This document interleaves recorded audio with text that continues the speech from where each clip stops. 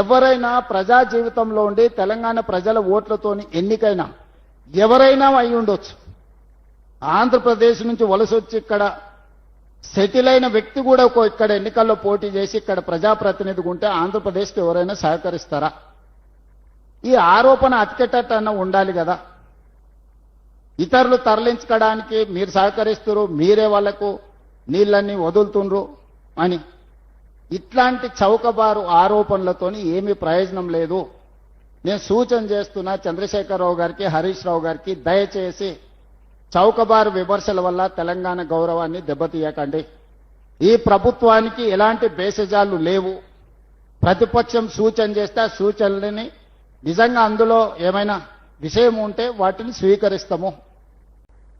గోదావరి జలాలే కాదు, కృష్ణానది జలాల మీద కూడా చాలా రకమైన అపోహలు కల్పిస్తూ పక్క రాష్ట్రానికి తరలించడానికి మేమే మంగళహారతి పడుతున్నామంటూ ఆరోపణలు చేస్తే కృష్ణానది జలాల మీద పూర్తి స్థాయి చర్చ శాసనసభలోనే తీసుకున్నాము.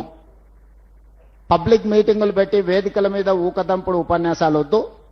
ఉమ్మడి రాష్ట్రంలో ఏం జరిగింది, తెలంగాణ రాష్ట్రం వచ్చిన తర్వాత 10 సంవత్సరాలు చంద్రశేఖరరావు గారు, హరీష్ రావు గారు సాగునీటి పారుదల మంత్రులుగా ఉన్నప్పుడు ఏమి జరిగింది, ఉత్తమ్ కుమార్ రెడ్డి గారు సాగునీటి పారుదల మంత్రిగా అయిన తర్వాత ఏం చేసిండో చర్చ చేద్దామని అసెంబ్లీనే వేదికగా చర్చకు ఆహ్వానించినము. కృష్ణానదికి సంబంధించిన సంపూర్ణమైన చర్చ మొన్న జరిగిన శాసనసభలో చర్చ పెట్టినాం, సమాధానం చెప్పినాం, వివరణ కూడా ఇచ్చినాం ప్రజలకు.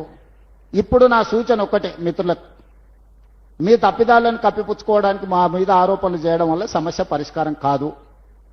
మీరు తప్పు చేసిందా చేయలేదా అనేది ప్రజలు గుర్తించిండ్రు, ప్రజలు శిక్షించిండ్రు. దాంతోనైనా మీలో మార్పు వస్తుందని, పరివర్తన వస్తుందని మేము ఆశించినాం.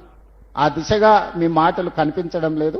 ఏదేమైనా నేను మిత్రులకు సూచన చేస్తున్నా, గోదావరి నదీ జలాలకు సంబంధించిన వివాదాల మీద కూడా శాసనసభలో చర్చ చేద్దాము. ఇక్కడ నుంచి 2034 వరకు మాకు ఇవ్వబోతున్నారు. నేను మొదటి నుంచి అదే చెప్తున్నా, ఇప్పుడు కూడా అదే చెప్తున్నా. మీరు ఏం చింత పెట్టుకోకండి, ఆరోగ్యం కాపాడుకోండి, ఆరోగ్యవంతంగా ఉండండి. మంచి ఆలోచనలు వస్తే ఆటోమేటిక్గా ఆరోగ్యం మంచిగా ఉంటుంది.